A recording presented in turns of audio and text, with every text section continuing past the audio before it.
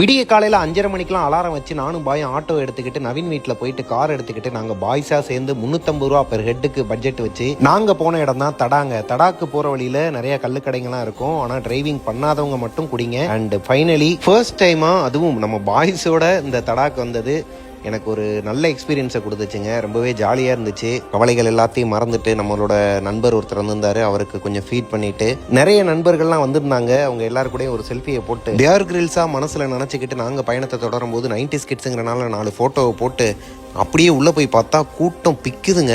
இதுவே கூட்டம் கிடையாதாங்க, சீசனுக்கு இதுக்கு மேலே வருவாங்களாம். நாங்கள் போன நேரம் பார்த்து ஃபால்ஸில் தண்ணி வரலங்க. வரும்போது கொஞ்சம் கேர்ஃபுல்லாக இருங்க. நம்ம நண்பர்கள் கொஞ்சம் அசந்தா கூட நம்மளோட ப்ராடக்ட்ஸ் எல்லாம் சிட்டையை போட்டுறாங்க. பொதுவாகவே நல்லா குளிச்சதுக்கு அப்புறமா நமக்கு வயிறு கபகபன்னு பசிக்குங்க. அதுக்கேற்ற மாதிரி ஒரு ஆந்திரா மெஸ்ஸுக்குள்ளே புகுந்துட்டோம்.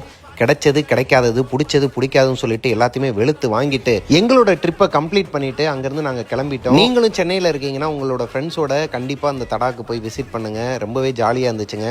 ஃபுல் ட்ரிப்பை பார்க்கணுன்னா மிஸ்டர் பிரபாகரன் வீலாக்ஸ் சேனலில் இருக்குது. டாடா பாய் பாய்.